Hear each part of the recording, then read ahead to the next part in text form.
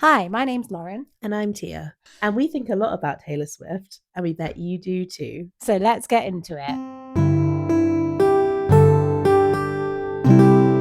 Hi. We did it again. So we're back again for episode 4. Episode 4. Love the number 4.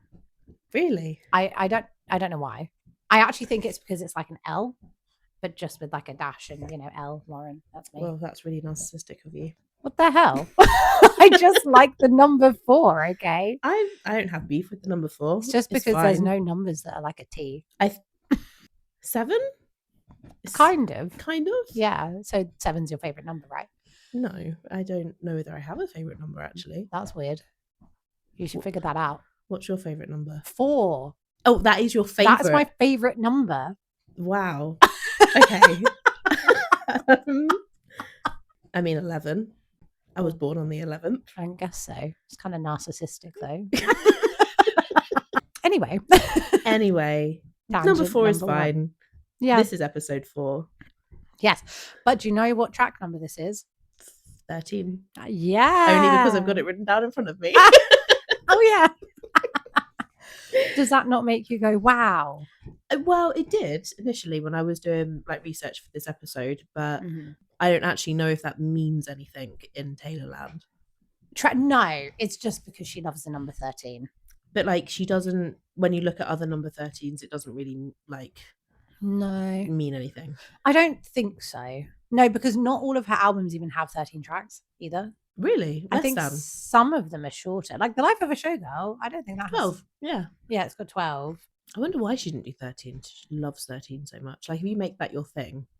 Yeah. Like anyway, so Last Kiss is track 13 on her 3rd studio album, Speak Now. Yes. The songwriter on this songwriter, this one, is Taylor Swift, because as we know, she put Speak Now out as an album basically to be like, I can write songs on my own. Because from Fearless, I think a lot of people, she obviously wrote the majority of her songs on her own, but she did have co-writers. And a lot of people were like, she doesn't really write her own songs. Like, she's too young. Like, how can she write songs like that on her own? So she put this whole album out to say, now I can write them on my own. Here's an entire album of songs written only by me, no co-writers. And you know what's really sad is that I'm sure, like I heard her say in some interview or something, that she really doesn't like this album. Really? She herself doesn't like this album. That is sad because this is a great album. Yeah. And I think it's because it is all just her.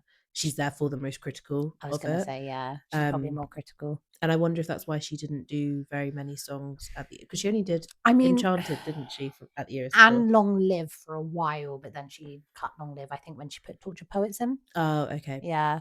Yeah. I think as well it's because this song doesn't really have many hit singles. So like all of the other albums, you could pinpoint like a hit single that did kind of like blow up. She has songs that are known. Like I would say like Back to December is probably relatively known, but not to like the level that something like Shake It Off is, or like I Knew You Were Trouble. Mine I feel like is quite popular. I don't know if a lot of people know that it's Taylor Swift. Yeah. Like I knew that song and I didn't know that it was Taylor Swift for a long time. Like I think that's another one where it's popular but not to the level of some of the others. Like it's not like a household known song, if that makes sense. Like you would only know it if you were like kind of paying attention to Taylor Swift. Like it's not stuff that like my mum would have heard. No. You know? No.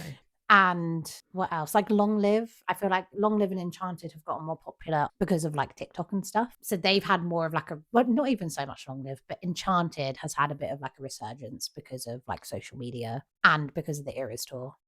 But yeah, I just think that it didn't have that many hit songs. And I love this album because I think she has written some really beautiful songs on this album, but they're just not hit songs.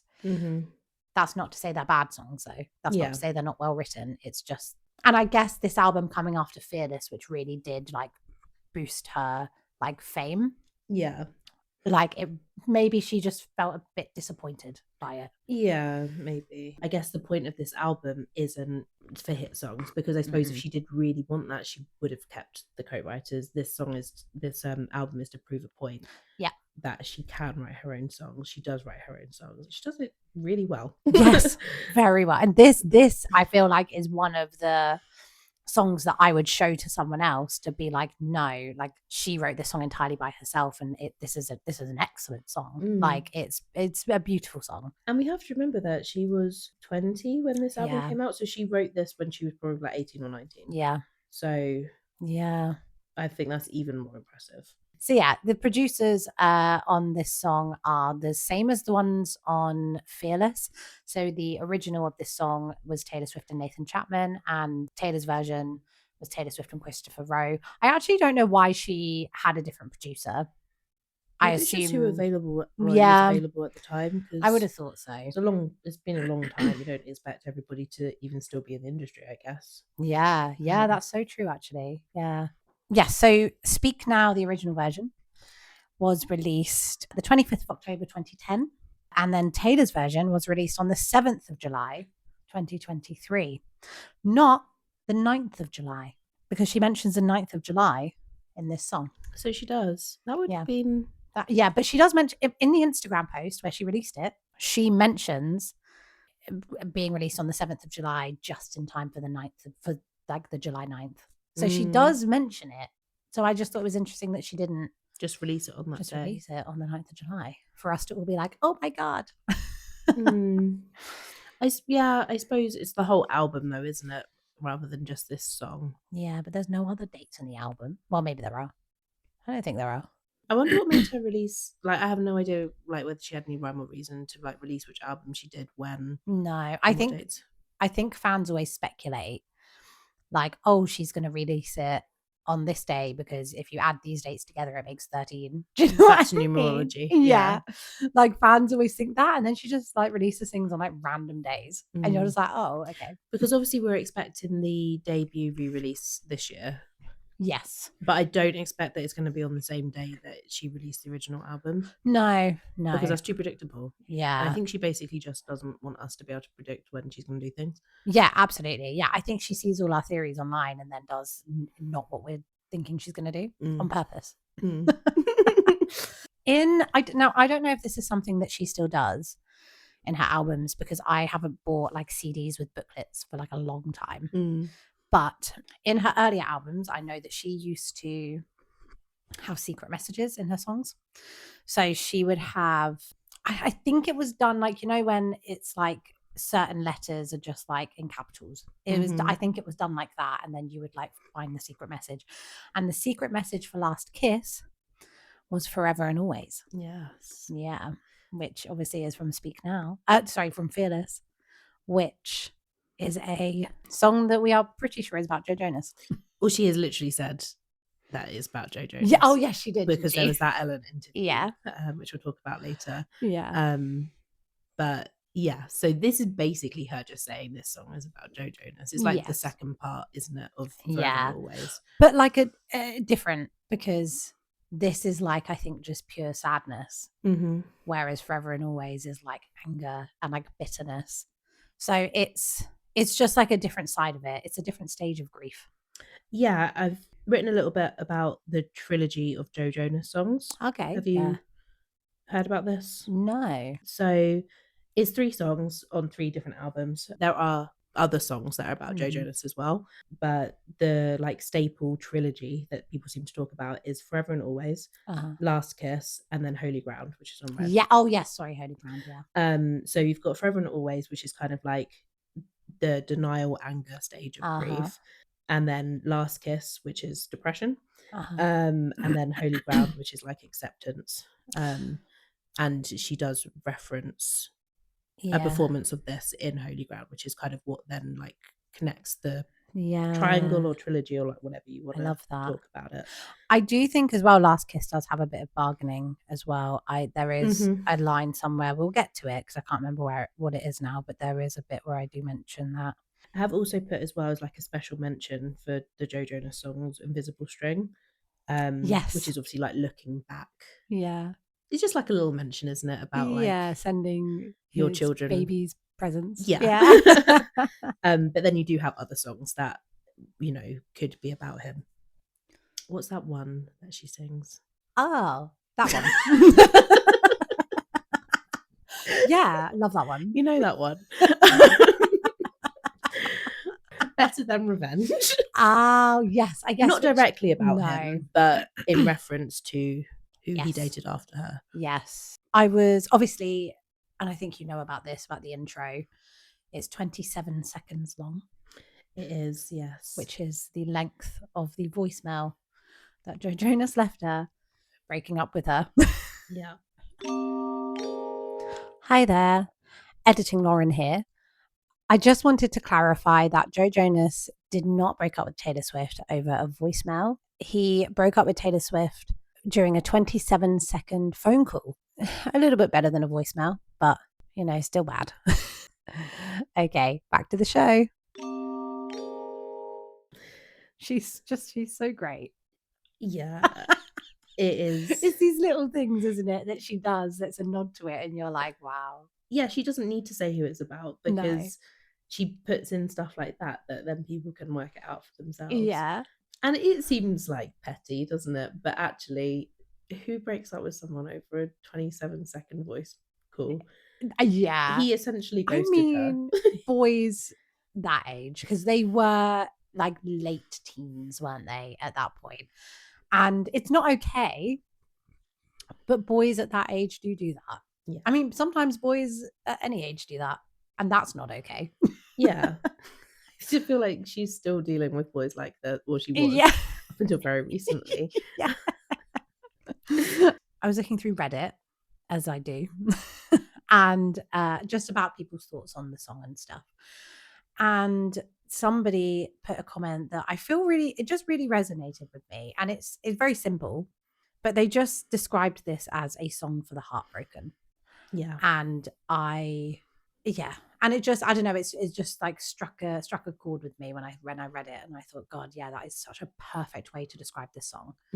Because it is it's just all of those questions that you have when you're going through a breakup, when you are so heartbroken, all those questions that you have for them, for yourself, and like just the wondering if things could be different and how you can make them different. And oh God, it just hurts. It's helpless, isn't it, this song? Yeah. Like she can't do anything to change the situation that she's in. It's so sad. So she's just kind of trying to like rationalize it a little bit, but she can't, because it's just sad. You just have to go through those feelings, don't you? Yeah, it's the worst.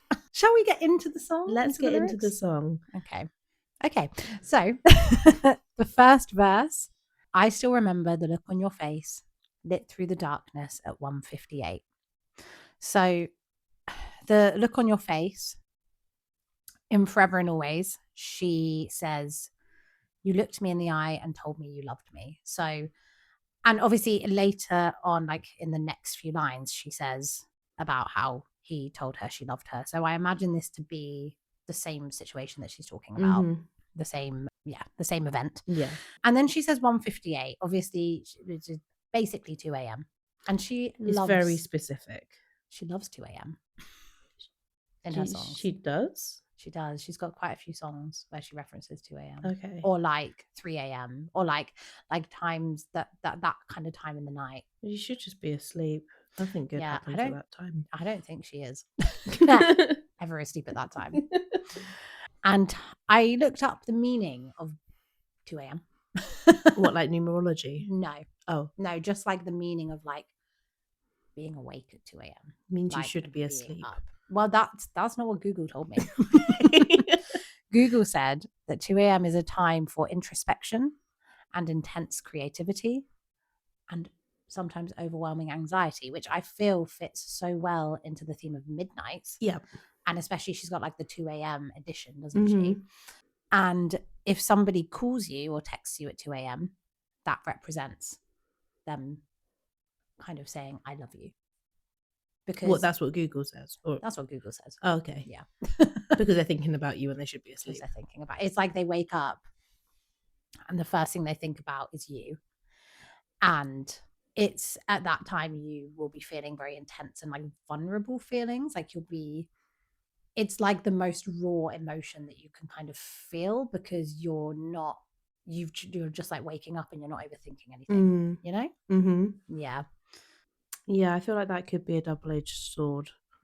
I think sometimes maybe what what you're feeling at 2 a.m. Maybe you should just go back to sleep and see if you still feel like that. So maybe if he had gone back to sleep and woken up with a fresh head at like 6, 7, 8 o'clock in the morning, he may have realized that he wasn't actually feeling love. He was just feeling tired. Yeah.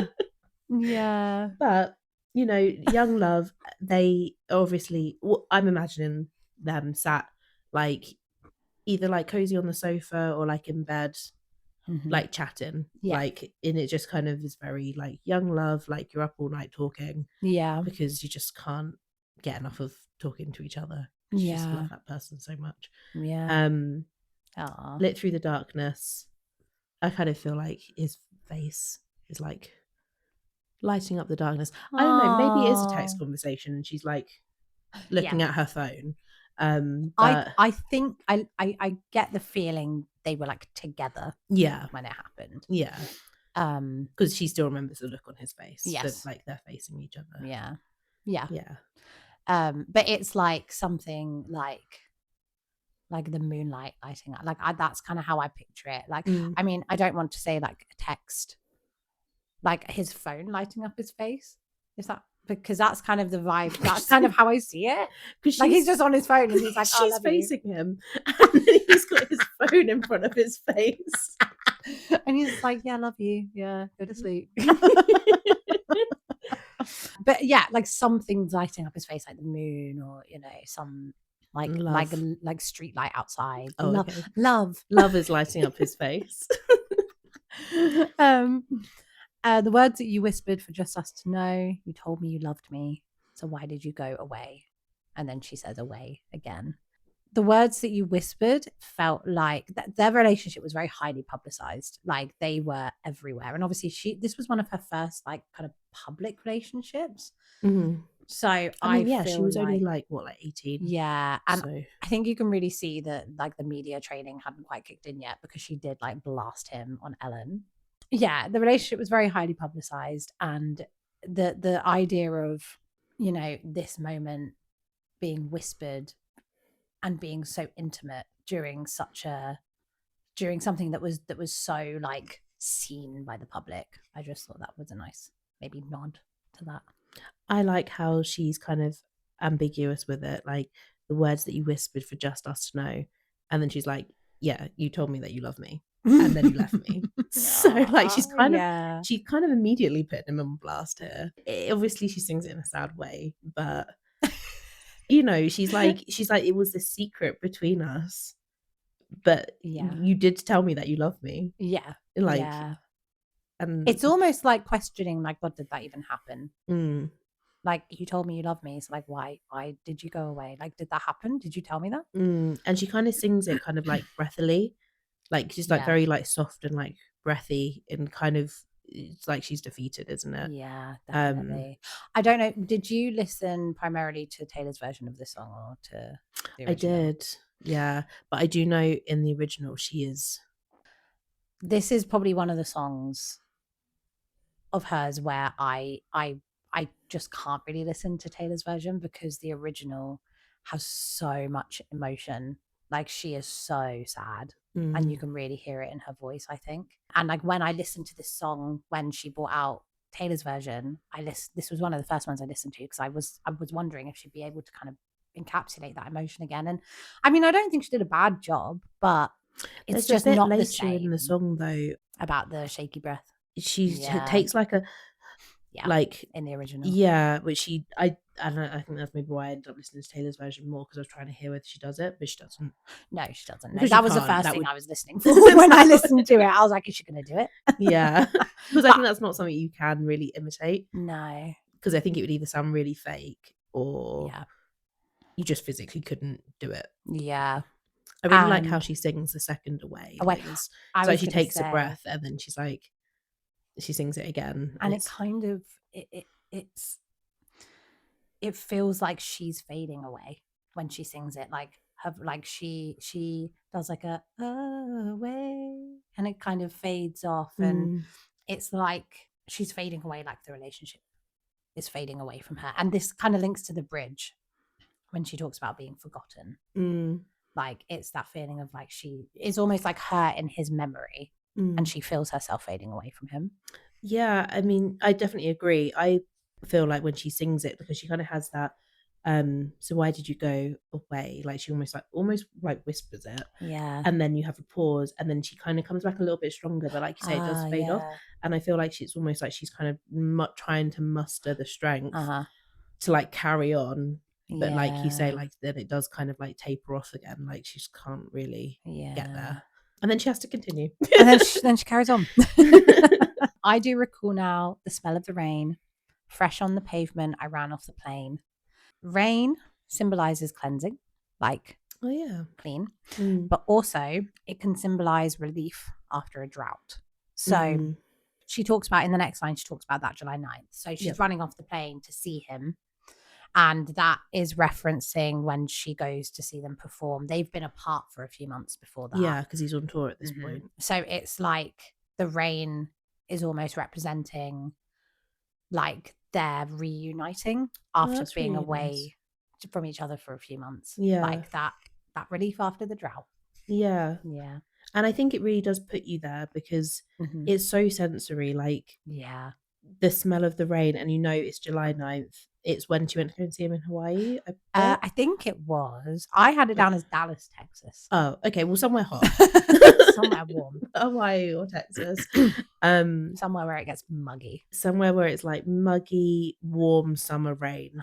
And like I feel like you can really put yourself there, like what that must smell like. And feel like. You feel like, yeah. And the date. And the date. Yeah. That July 9th, the beat of your heart, it jumps through your shirt. I can still feel your arms. Yeah. Like, and again, you can just imagine that, can't you? Just being like wrapped up. Oh, yeah. In your boyfriend's arms. This is making me really sad, actually. I feel so sad talking about this. Especially when you've been doing long distance and like you just are so desperate to like see them and like hug them. And then, and it's so sad as well because she's reminiscing on this from a point where she is so like heartbroken, and she's reminiscing on this time where like, you know, they'd been apart and she was so happy to see him and he was so happy to see her. And just looking back on those moments when you're like right in like the midst of like that real like grief and pain, it's just so hard. Like it's so hard to reminisce. I can still feel your arms, knowing that she's never going to feel them again. Oh, I'm so sad. Pre-chorus? It's just going to get worse. But now I'll go sit on the floor wearing your clothes. I feel like that is just, it's just such a teenage thing, isn't it? They smell like him. His clothes, and that can be comforting or that can be punishment. Now, I think if that was me, that would be a punishment for me. I would absolutely do it to myself. But I would like sit there wearing their clothes, smelling them and crying. It's so sad. But I get it. And it's just a thing, isn't it, of like she is just missing him. She wants to just like feel like relive. Because you kind of go between like the present and the past. So like the first verse and the pre-chorus. Is this the pre-chorus? But yeah, she's kind of taking you back, and she's in this like place where she's still remembering like the comfort of his arms, and now she's sitting there wearing his clothes, like trying to remember like all of those like nice things, even though it's essentially over. And also like a familiar smell can bring about old feelings as well. Like there's like a very specific smell from someone that I dated like 10 years ago. Literally never think about this guy, but he wore a very specific like cologne, and every now and again, like if I never ever smell it, but every now and again I'll get a whiff of it on like some random person passing me in the street, and I'll just be like, oh my god, I've just time traveled 10 years. Like, and it's mental how it can like hit you like that. So that's what she's doing to herself. She's trying to take herself back to all those feelings, but it's just sad. It's just sad. All that I know is I don't know how to be something you miss. This was the third stage of grief, bargaining, that I thought. Yeah. She's like, how do I do that? Like, if I can change, I can make him miss me. Or if I can just bring back those older feelings for him. This is something that I feel like this is such a prevalent experience for me, at least, and I assume many other people, when you're like, I don't know, maybe like a week or two out from like a breakup, and you're like trying to kind of get yourself together, but you still have in your head, you're just like, you have these like moments, I think, where you just are so sad. It's normally late at night. It's normally 2 a.m. Very sweet. And you're sitting there thinking, how I need to make them miss me, and then they'll want me back. And it's so sad and it's so pathetic. But I think everyone who's been through a breakup and has been like this heartbroken has had that feeling of like, how I need to work out how to make them miss me. That's the worst part of the breakup, I think, is that point where you're so like desperate and hopeless.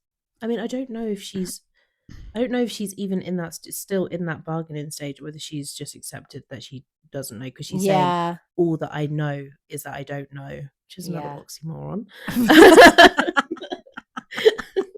Love an oxymoron. She does seem to love an oxymoron. Yeah. Like, out of everything is that she doesn't know how to make him miss her.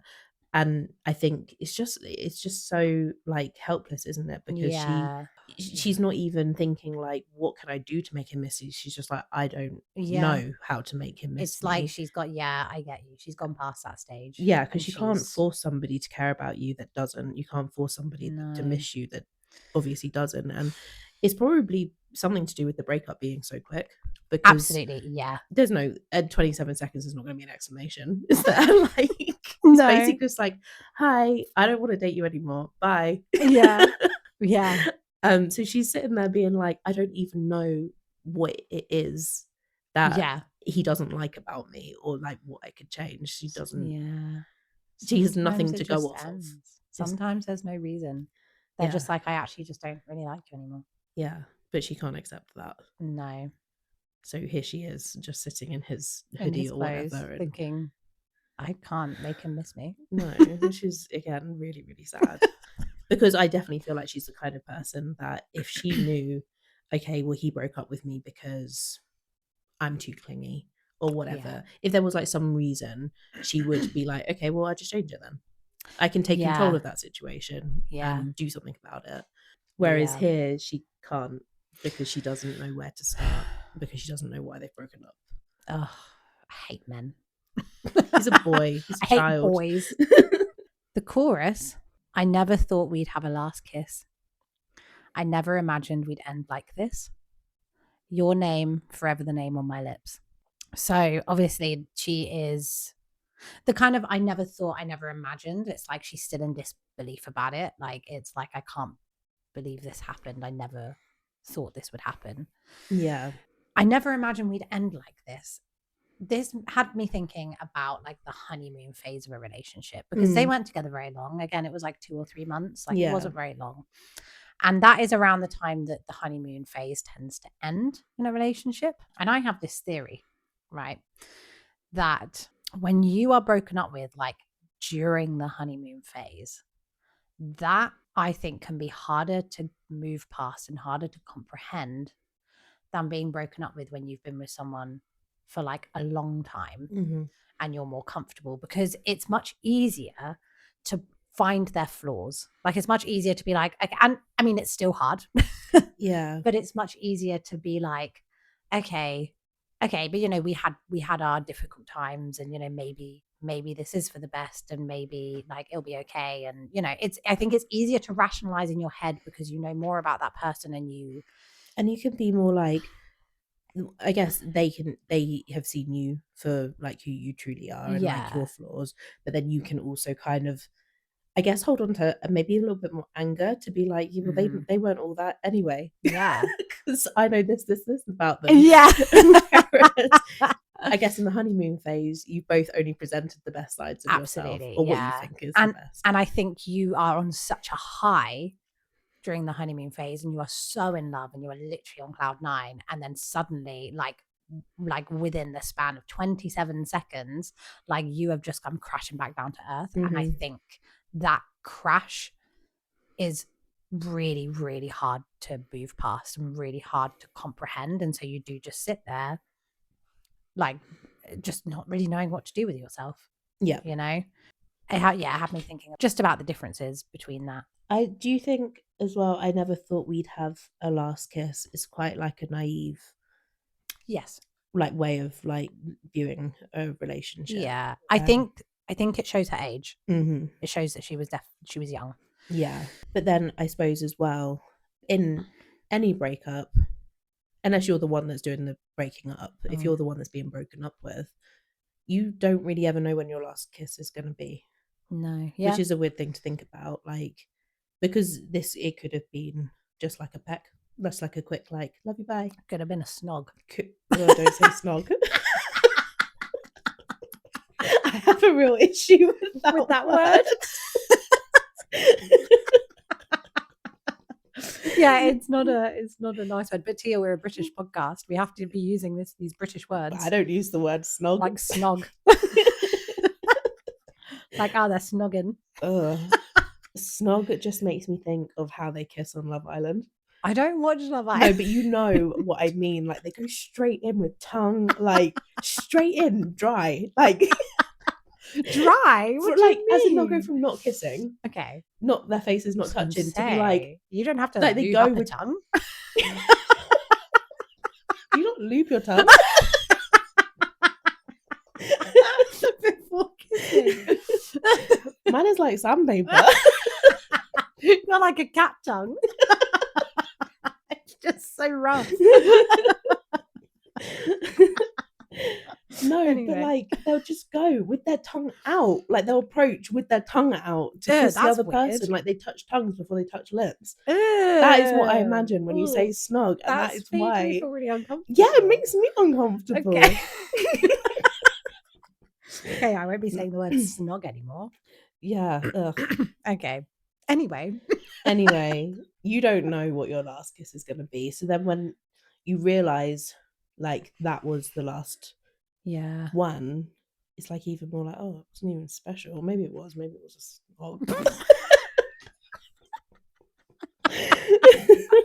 maybe it was a really romantic, like passionate, like he's pulled you and like dipped you and kissed you. And then he's just like, bye, yeah. And then he's like, oh, I'll call you later. Moving on. Your name, forever the name on my lips. So this made me think of Cowboy Like Me actually a little bit, because they talk about, it's like a similar phrasing where she sings, now you hang from my lips like the gardens of Babylon.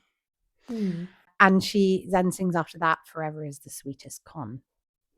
So I don't think obviously it ties into this song, but it just, when I read it, I thought of those lines from Cowboy Like Me, because, you know, she's saying your name, forever the name on my lips, but forever is the sweetest con. Yeah. And also there used to be like this whole thing before her and Joe Alwyn broke up, where people would say, oh, it's funny because Joe is the name, forever the name on her lips. Yeah. But that's not the case now. It's Travis.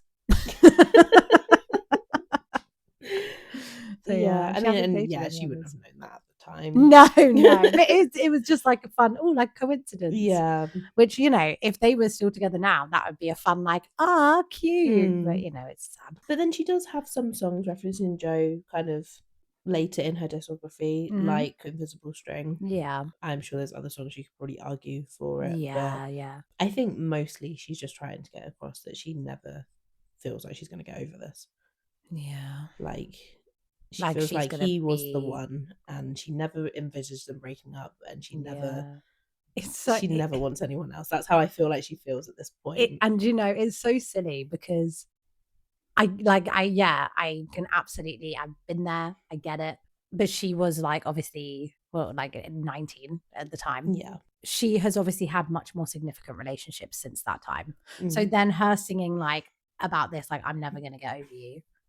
Like, it just, it seems seems silly. so like, oh, he's just a teenager. Like, but I can understand how real those feelings felt to her at the time. Yeah. You know, but she probably looks back on this song and thinks this was so silly. Yeah, I mean, even within this album, she's, you know, you've got Dear John, you've got Back to December. Like, she has dated other people since, and she was okay. It's the effect of that first heartbreak. It really kills you. Even though it's normally not someone who is even that important. But God, I remember my first like heartbreak where I was like this sad, and I was like 17, and this guy, like, he was just like nothing.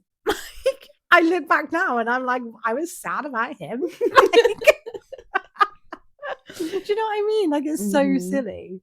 Yeah, I mean, she obviously looks back and thinks, what was I even crying over? Like, she is now friends with like Sophie Turner, or like even when they were still, Joe Jonas and her were still together. Yeah, she bought their babies presents. Like, they're on good terms. She probably doesn't miss him embroidered at all. a blanket. That's what she was, because she did it for Katy Perry and oh my God, who's Katy Perry married to? Orlando Bloom? Legolas. Yeah, Legolas. I was trying to think of his name. Yeah, she did it for their baby too, which is so cute. Yeah. I don't think they're together anymore either. Oh, nothing lasts. Nothing lasts. Yeah, love is just a con. Yeah, except for us, we're both happily married. Okay, verse 2. Verse 2. So I feel like this verse, she is not so much reminiscing on moments, but she's reminiscing on him as like a person. Yeah. So I do remember the swing of your step, the life of the party, you're showing off again. And I'd roll my where it says you're showing off again, I just wrote ick.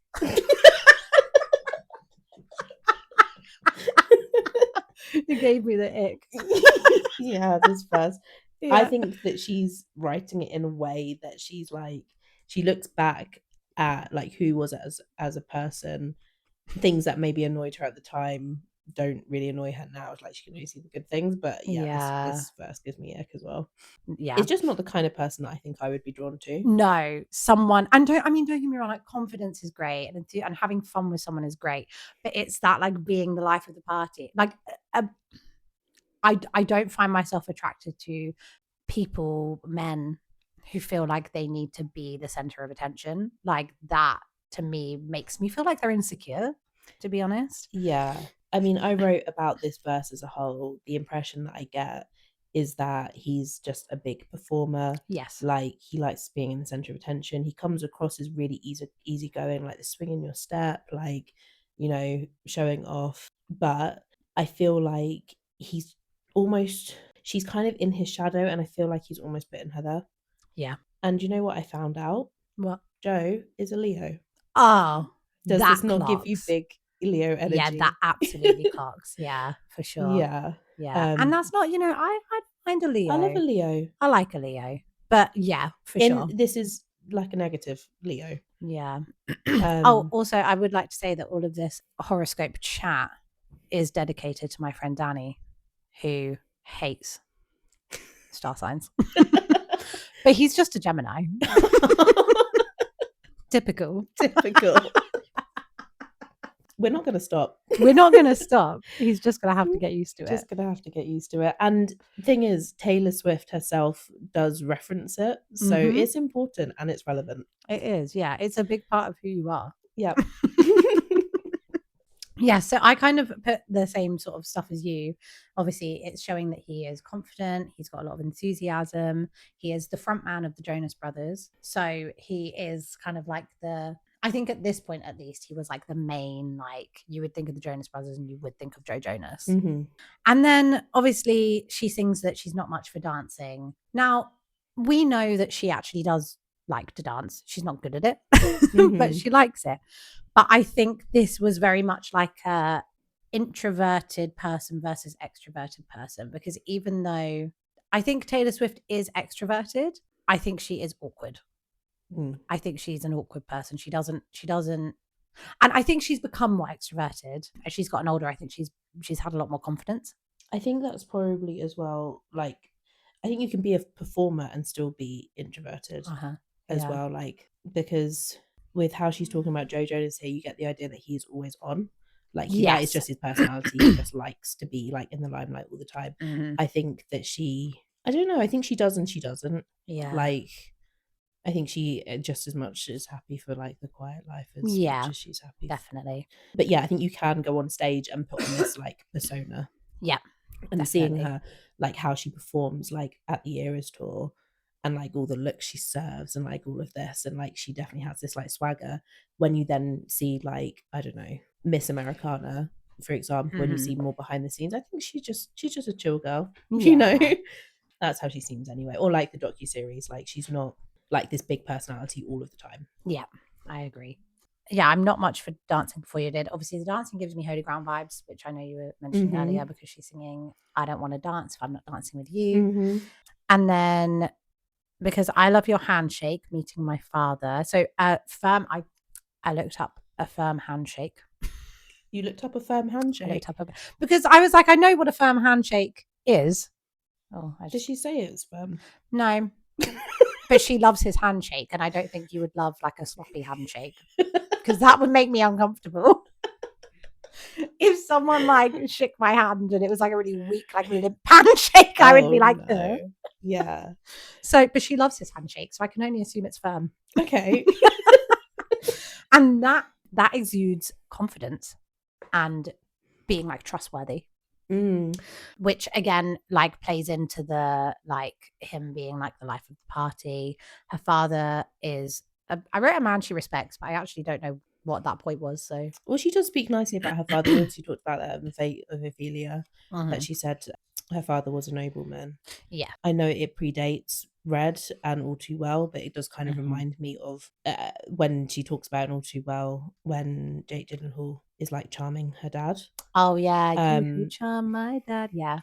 And obviously that ended up being, you know, with self-effacing jokes, like it was all a fake. They kind of given me like the same kind of vibes here. I don't think that she's trying to tear him down in any way, but I think her dad's opinion does mean a lot to her. I agree. And she uses love in the present tense for both these. I love your handshake. I love how you walk. Yeah. She still loves him. And she's listing things off like she does in the song Hours. Like she lists off in the bridge where she's like, I love the gap between your teeth. I love the riddles that you speak. And that and Hours is a love song. Yeah. So it is, yeah. She just loves him. And he doesn't love her, and that's sad. This is the thing as well. She can only list reasons that she loves him rather than reasons that she doesn't. Because she doesn't have anything negative, because she wouldn't have broken up. It was the honeymoon phase. It was the honeymoon phase, but he didn't either give her any reasons why he doesn't love her. Yeah. And then she sings, I love how you walk with your hands in your pockets, which is something Joe Jonas was known for doing. And also can be a sign of insecurity and anxiety. So does that suggest that the life of the party was actually just like a front that he was putting on, you know? But one that he didn't switch off in front of her. You know, like he was also performing in front of her type thing. Yeah. Yeah. How you kissed me when I was in the middle of saying something, I put ADHD vibes. I put this is rude and annoying. And it gives you that thing of like she's written it in a way that I think she's kind of romanticizing it. But I'm reading it like, well, he doesn't care about what you're saying. Yeah, he doesn't care. And he clearly has ADHD. Or he's doing it on purpose because he wants you to shut up. Yeah. Because he wants you to stop talking about stuff he doesn't care about what you're saying. No. Yeah. That is it's so funny because, you know, as an 18-year-old, I would have been like, ah, so romantic. And now I'm 31 and I'm old and weathered. You're like, excuse me. I'm talking. Like, that's rude.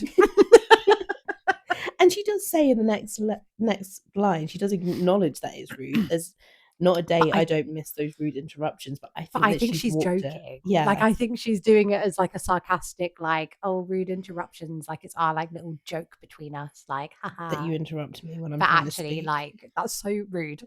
So rude. It makes me think that he just wanted some stupid, pretty girl, and she actually had some stuff to say, and he was just like, oh, how do I make her stop talking? All right, I'm just going to put my mouth in her mouth. I'll just kiss her because that's so romantic. And then we've got the pre-chorus again. and the chorus again. I haven't written anything more for those. No. Oh, we'll get to my favorite part, the bridge. The bridge, it's so juicy. So, oh, this can make me really sad. So I'll watch your life in pictures like I used to watch you sleep. And I feel you forget me like I used to feel you breathe. And I'll keep up with our old friends just to ask them how you are. I hope it's nice where you are. So watch your life in pictures. I feel like this song came out around the time that Facebook was becoming more and more popular. Like, and it was the time of like going out for the day and then making like an entire Facebook album about it of photos. Yes. And tagging everyone in it. Yeah. So from a teenager growing up around that time point of view, it was very relatable to like watching someone post their like, oh, you know, Sunday day out Facebook album of photos and missing them and like stalking through them and, you know, doing all of that. But also because they were both so famous at the time, it would also for Taylor have been like paparazzi photos that she would have been seeing of him with, you know, this new girlfriend. And and it's like he's just a stranger to her now. And she doesn't hear about the details of his life anymore. She just has to watch it and put the pieces together. On social media, which is just torturous, isn't it? Yeah. And it's going from something so intimate from, you know, I used to watch you sleep, I used to feel you breathe, to like strangers. Yeah. So sad. I mean, I did put the line like I used to watch you sleep. We're back to creepy Taylor. Don't be standing at people's doors. Don't be watching them sleep. She's just in her Edward Cullen era. I know it's romantic, but it's not. I think I foresaw you being sad and needed to lighten the mood. And it's a little creepy. It is creepy. It's a bit intense. Hey, it worked for Edward Cullen, so it can work for Taylor Swift. Have you ever like rolled over and like opened your eyes and someone's looking at you? So that is unsettling. The first time that I ever stayed at Jamie's house, oh, do you know? And this is a story that he tells and he twists it every time. And it actually really annoys me because he tells people that the first time I stayed at his house, he woke up in the morning and I was staring at him and I wasn't. Had you just opened your eyes? I had literally opened my eyes like half a second before him. And then he opened his eyes and he went, oh. And he jumped. And he was like, why are you staring at me? And I was like, I'm not, I'm just woken up. And he always tells people that I was just staring at him. See, it's creepy. And I feel you forget me like I used to feel you breathe. So again, like I was saying about when she was singing Away and it was like she was fading away, it's like feeling someone's memory of you fading away. Like it's just, I'm not articulate enough to put it into words, not like Taylor. She can put it into words. Yeah, it's that feeling of like, you just know that as each moment passes, like they're forgetting about you and you're forgetting them. Like you're forgetting their smell and you're forgetting. And like, that's why she's sitting there in his clothes and like reminiscing about all the good times, probably because she can feel it fading. It's something that's so easy, like something you don't even have to think about, like breathing. Yeah. That he's just forgetting her. Like it's not even something he has to think about because he just doesn't care. And the way she says you, like the way that she says, I feel you forget me, it suggests that she will never forget him, which she will. She'll be fine. But this is also how she's perceiving it, having seen photos on social media and online. Yeah. It looks really easy that he's just moving on with his life and she's just sat there. But it's not reality. This brings it to Mr. Perfectly Fine. Yeah. That she thinks that he's just perfectly fine. Yeah. She doesn't know. I mean, he probably is because he's the one that broke up with her. But like, you know, she doesn't know. And he doesn't know. Like she could also be presenting herself like she's doing absolutely fine. Yeah. And there she is sat like a little sad little thing on the floor. Sad little thing on the floor. And I'll keep up with our old friends just to ask them how you are. I guess the feeling that you're always going to care about them in their life. And you don't. But like in those first, at least like that first like month, when you bump into people that know them, or like if your friends are still friends with them, like it's almost like you're trying to hold back the urge to be like, oh, you know, like how are they doing, like tell me about their life, because you just want like even like a little like nugget of information about them. And what you want is for them to be like, oh, they're so unhappy, like they're crying all the time. But it's never that. It's just like, yeah, they're good. And you're like, damn it. Yeah, because if you're the friend in that situation, it's so awkward to have to like navigate that. Yeah.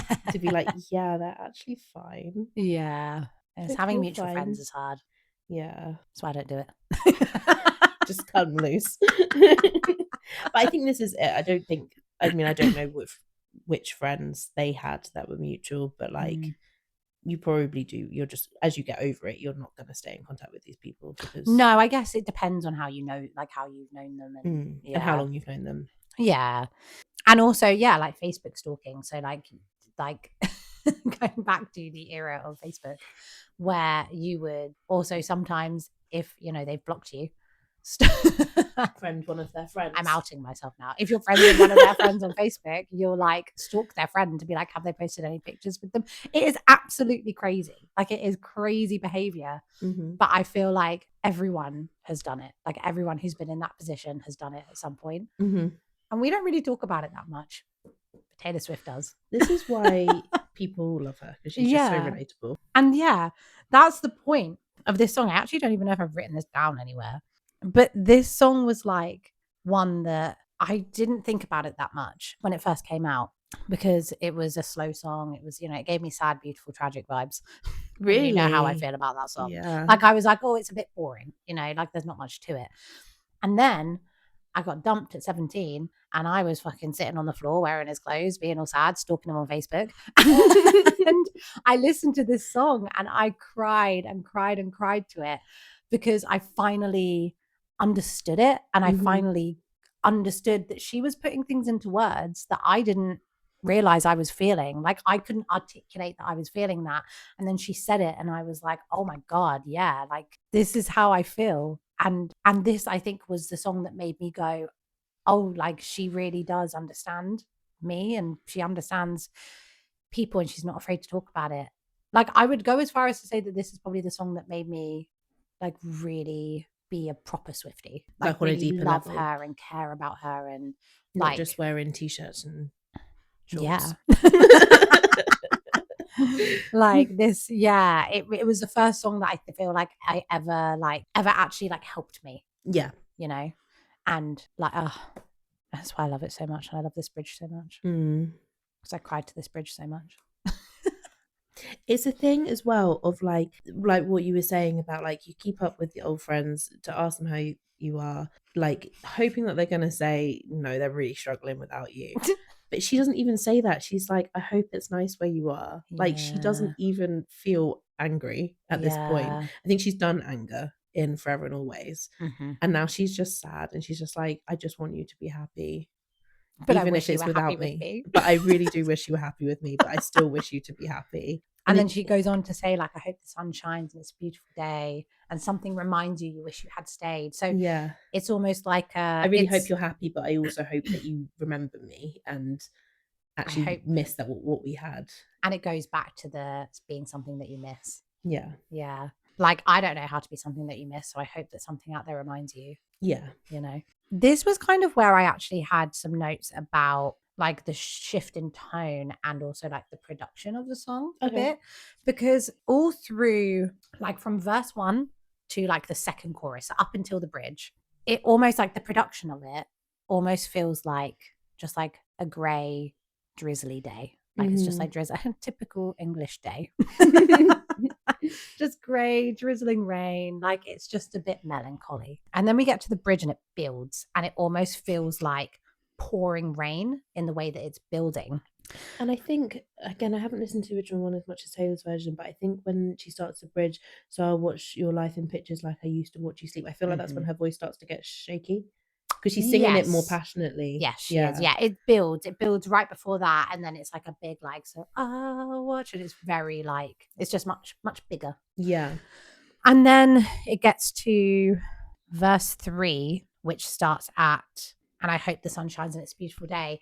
And it all calms down, and there's like some bright. It's a brighter. The sound is brighter, and it's almost like the clouds are parting and the sun is shining. Like I'm not good with technical terms of music, but it just gives that almost little like sprinkle of like hope and acceptance, I guess. And then from the pre-chorus through to the end, it's like drizzling rain again, so it goes back to that very melancholy sound. So it kind of starts melancholy, you get that big like storm of the bridge, and then you get a very small like glimmer of like acceptance, and then it's melancholy again.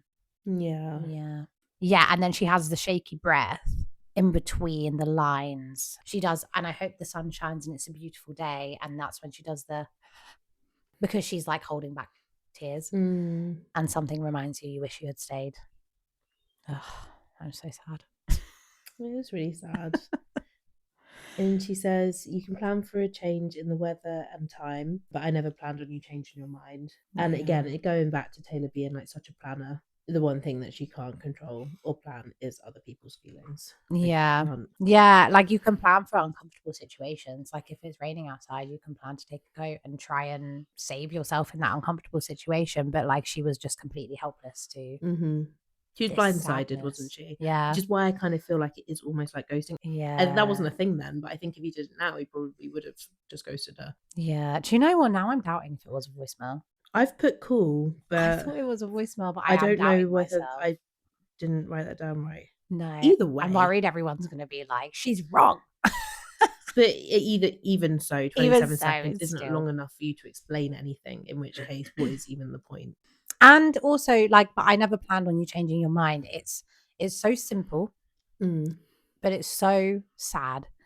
And it also doesn't villainize him. Like, it's not her saying, like, I never planned on you being an asshole.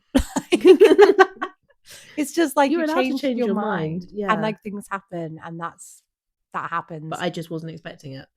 Yeah. I don't think any of this song villainizes him. No, not at all. No. I think we villainized him. Yes. Yes, we have.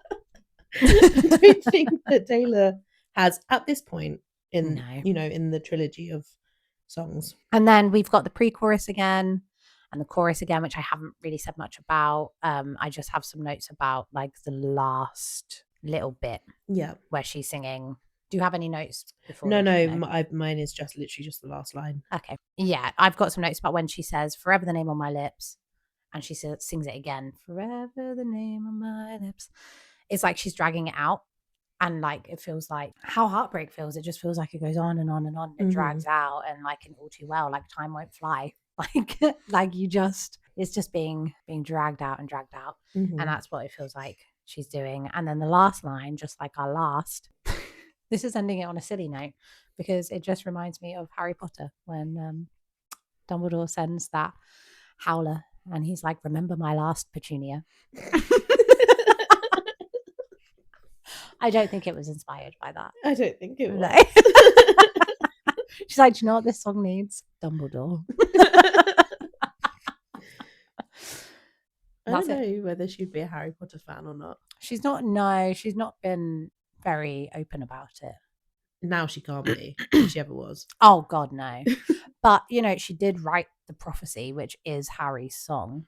Yes, that is true. That is definitely inspired by Harry Potter. Oh, definitely, yeah. There's no two ways about it. It's absolutely not about anything else. I mean, I just put, she doesn't finish her sentence here. She doesn't say just like our last kiss like she does in the other choruses, and it just finishes so abruptly, and it kind of mirrors how the relationship ended so abruptly. I love that. And it just kind of left hanging. That's so much better than my Harry Potter reference. Do you know, I think you might be right with the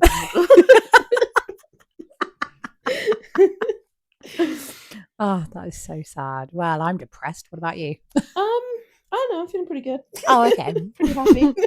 So Tia's heartless is what we've learned.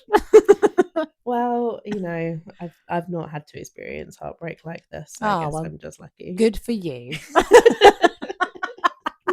Shall we talk about some performances? Yes. I have one performance, essentially. Okay. You go for it. I really loved Taylor and Gracie Abrams singing a mashup of I Love You, I'm Sorry, which is Gracie Abrams' song, and Last Kiss at the Eras tour. I actually don't know if I must have seen it. Was it on the documentary? Yeah. Fine. Okay, then I have seen it. Yeah, so it wasn't actually on either of the Eras tour films. I remember now.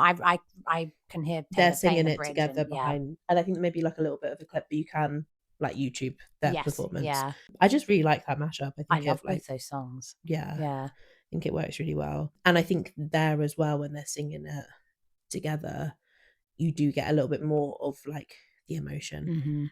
I can't remember if it's actually Gracie Abrams that sings the bridge, but I think it might be, because I think so. I have a feeling I think her voice is a little bit more like the original version, because she's obviously quite young still, isn't she? So yeah, I really enjoyed that. Yeah. I've just got like a few more notes. So during the Speak Now World Tour, which I went to. That's the first one you went to? That's the first one I went to, yeah. So yeah, during the Speak Now World Tour, before Last Kiss was played, Taylor says, when we fall in love with someone, when we say hello and it's magical, we never imagine that hello could turn into a goodbye. And when we have that first kiss with someone and it's magical, we never, ever imagined that someday that could turn into a last kiss. And then it's like it starts the intro and everyone's really like, woo. So she's really confirmed that the last kiss was a good one. Yeah. No, the first kiss was magical. No, but like it couldn't turn into a last kiss. That could turn. Yes. Okay. So yeah. Maybe they only kissed once. That would be weird. In like 3 months. They did I Love You. Maybe he was. Yeah. And the only time that he kissed her was when she was in the middle of saying something. Yeah. Oh my God. Can you imagine? That would not be magical. No. I guess to an 18-year-old it probably would be. I don't know. Something tells me you were a more sensible 18-year-old than I was. I would have been like, wow, so romantic. I don't know. And then at the Speak Now tour, she had a koi fish guitar, which was my favorite of all the guitars she's had. What, like painted in koi fish? Yeah, there's like koi fish painted around the hole, the guitar hole. Yes, the very technical term, the guitar hole. There's like koi fish painted like swimming around it, and I'm obsessed with that guitar. Like I love it. And yeah, she had it during the Speak Now tour, and she was using it when she was singing Last Kiss. And I looked at what koi fish represent. Mm-hmm. They represent perseverance, strength, courage, and transformation, which I thought was really fitting to Speak Now as an album. Oh, yeah. Yeah. That's nice. And yeah, that's the last of my notes. That's what I got. I mean, I just have one more thing to say, I guess, live performance-wise, tying up the trilogy. When she was on the Speak Now World Tour, it was the San Diego show that Joe Jonas came to. And that's, I think, one of the clips I watched of her. I don't know if it was a San Diego show or not. Okay. I was looking for if there was like evidence of him being at the performance. Yes. Yeah. That she then later references in Holy Ground. Holy Ground. I see your face in every crowd. Yeah, well, when you came to the show in SD, she says one of the lines. What? Yeah. In Holy Ground? Yeah. What? Do you want me to just like pause what for a the second hell? And find it?